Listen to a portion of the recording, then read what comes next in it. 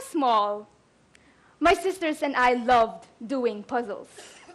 We solved the simplest to the most complicated puzzles, and I was so proud of our success. I thought that there was no puzzle that we could not solve. But as I grew up, I found out that there is this one puzzle that even the greatest minds on earth could not complete. Many have tried to do so, but none have yet succeeded. This puzzle that I'm talking about is a puzzle called the Philippines. Think of the Philippines as a giant puzzle composed of 7,107 pieces. When you look at the world map, you can easily see that our country is divided into many different parts. We are already broken literally, and the sad thing is, we are also broken socially, culturally, and spiritually. And this is something we all feel in our hearts. We are a broken people, and we are drowning in problems that seem to have no solution. There's widespread poverty, a culture of corruption, and human rights violations left and right. Like the pieces of a puzzle before it is solved, we are living in a world of chaos and disorder. We need someone who will bring unity and put the pieces together. For the pieces can't just move themselves.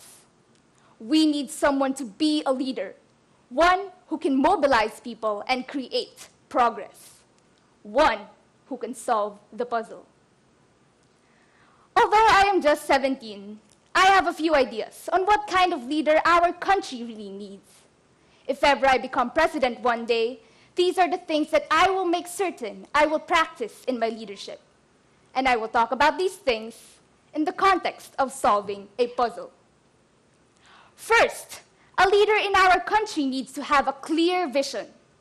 When you start a jigsaw puzzle, you just don't insert random pieces everywhere. You first look at the picture of the desired outcome on the cover of the box. The same thing is true with the president. He or she must have a strong vision that is bold and creative, yet kept within the limits of our capacity, just as the puzzle is limited by its boundaries. When I become president one day, my vision will be of a Philippines that can be at par with other nations across the globe. A Philippines that is truly independent, free from any restraints or colonialism that may hinder our true potentials. As president, I will aim to instill that pride and that love for country in every individual, so as to revive the nation with a new and lasting energy that will put the whole world in awe. Second, a leader in our country needs to have dedication and perseverance. True dedication not only inspires the leader, but inspires the followers as well. It is easy to see when a leader is really concerned about a project or not, and this affects how everyone responds to it.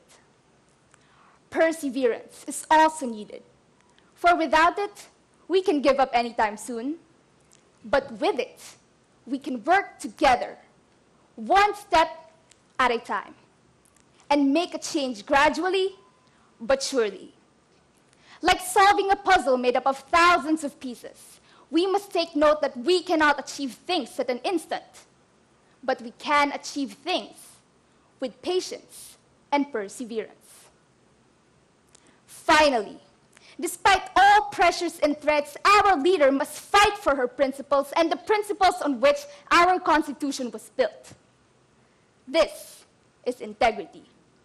The last quality I will point out, but perhaps the most essential one. Let us examine the word president. The word president comes from two Latin roots, pre, meaning before, and sedere, meaning to sit. Thus, the word president means to sit before. And I beg to disagree.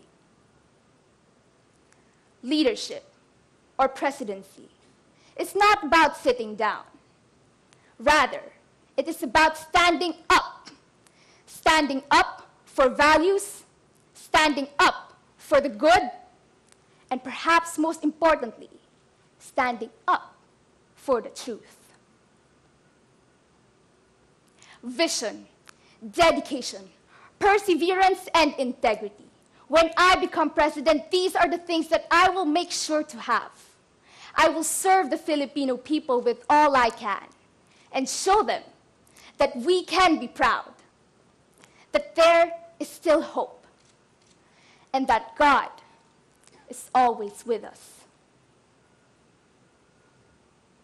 Ladies and gentlemen, this puzzle called the Philippines sits before us, waiting to be resolved.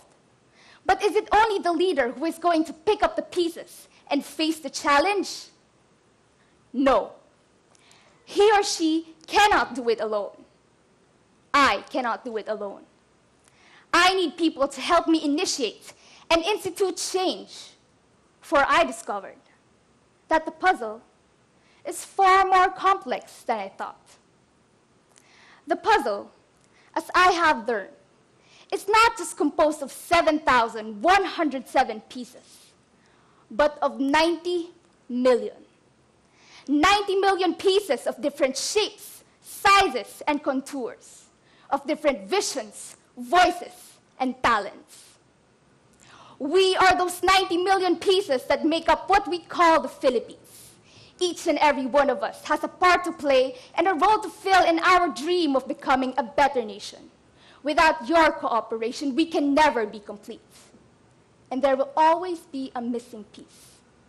But with your sincere dedication and determination to help our country in your own different ways, whether it is through being a student leader, or by volunteering in an organization, or by simply voicing out your opinion, we can move forward. Then a masterpiece called the Philippines can finally be hung on a wall for all the world to see. And we can finally be called complete.